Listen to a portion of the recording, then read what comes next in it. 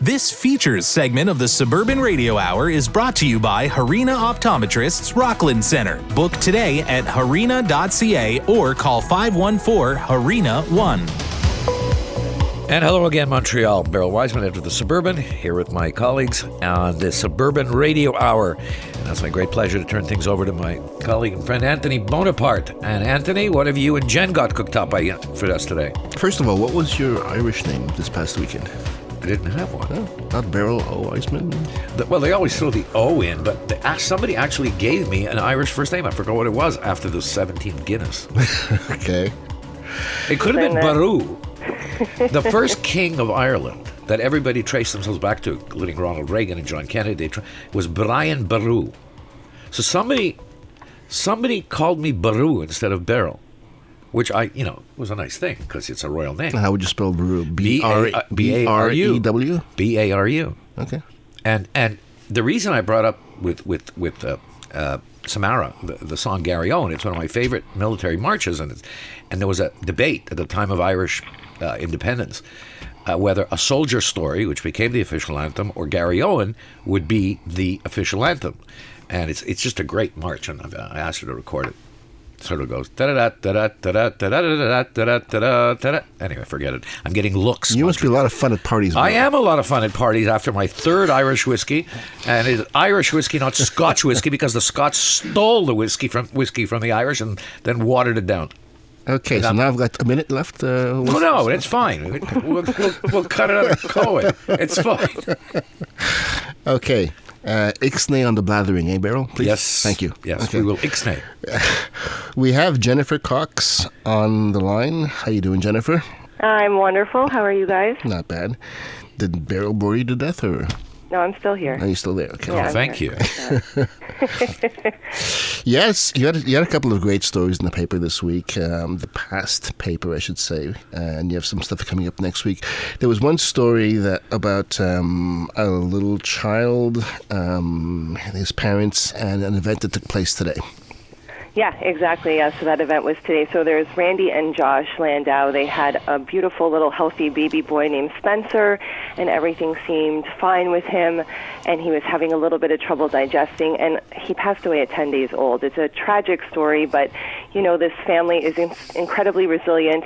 They created the Spencer Julius Landau Little Warrior Endowment Fund. They do periodic different charity events to raise for the pediatric ICU at the Montreal Children's Hospital, and they had a big event today called Under the Big Top, so I'm hoping it was a good success for them because they're doing a lot of good at the hospital. There was a book written by NDG resident Monique Pollock called Open Science, Knowledge for Everyone. What was that about? Yeah, this was really cool. This was a whole new concept to me.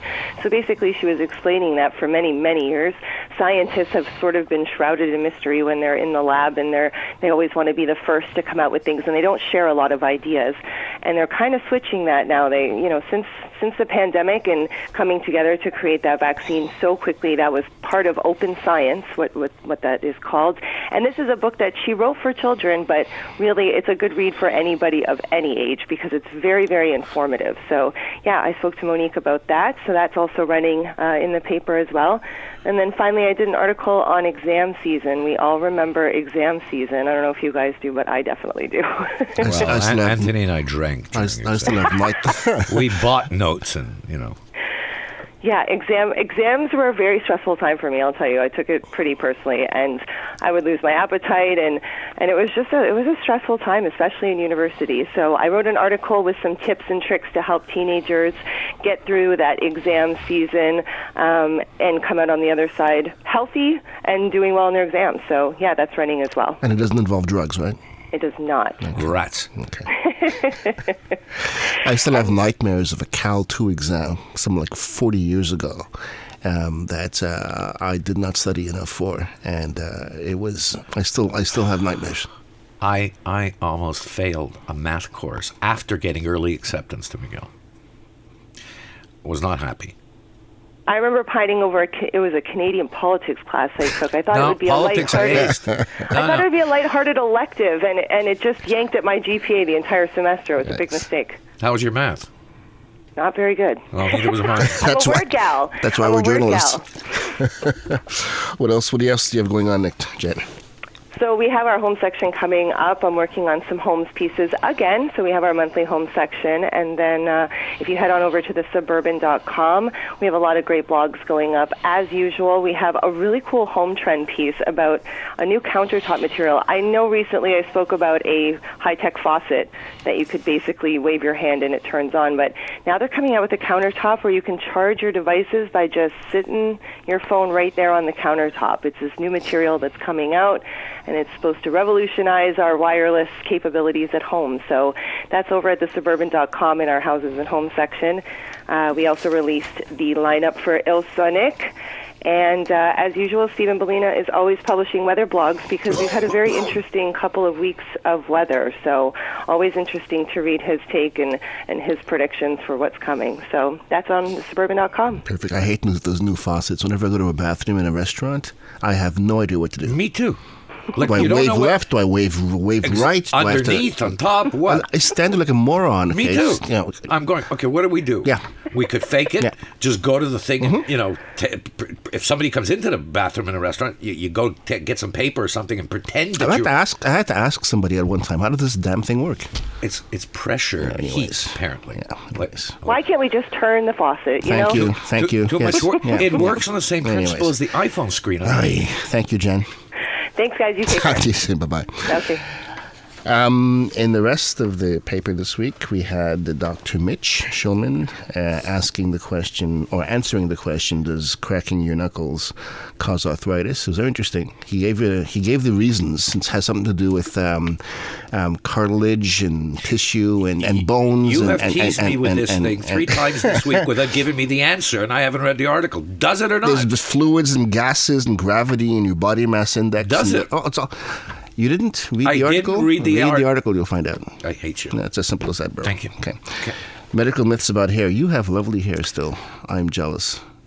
Notice Montrealer. He said lovely. Yes. I appreciate I like the way it flows. I appreciate that. Yeah. I work at this. I used to have hair. There's I miss those days. You could grow it back. No, I can't. Yes, you can. Well, my father had male pattern baldness. He looked like George Jefferson, the taller version of. And when I realized that I was starting to follow his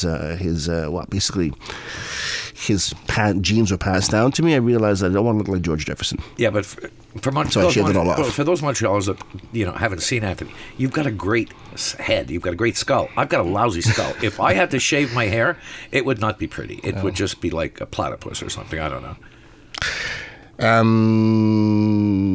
John Abbott College students received the prestigious grant. Talia Birch, she's a boxer from Verdroy, but she's also a second-year science student at John Abbott, and she got to meet Georges Saint-Pierre. Oh. You know him? Yeah. Yeah. As a matter of fact, we met several times. Not because I follow the sport. Okay. We were guests at a couple of events, so we had to say a few words. And Had nothing to do with a spa, did it? No. Like last week, no? No. Okay, fine. Okay. You deny me my spa days? Anyways, Talia got a grant from the LAO Foundation and George St. Pierre Foundation for her boxing skills. In the coming weeks, we have Dr. Mitch again talking about shingles, columnist Judy Amia talking about ticks, Jen talking about homes. On April 3rd, we have our senior section. Keep your eyes out for that one. Thanks very much, Anthony.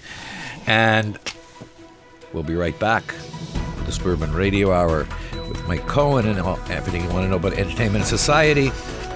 But first, traffic check on CJD 100. This features segment of the Suburban Radio Hour was brought to you by Harina Optometrists Rockland Center. Book today at harina.ca or call 514-HARINA-1.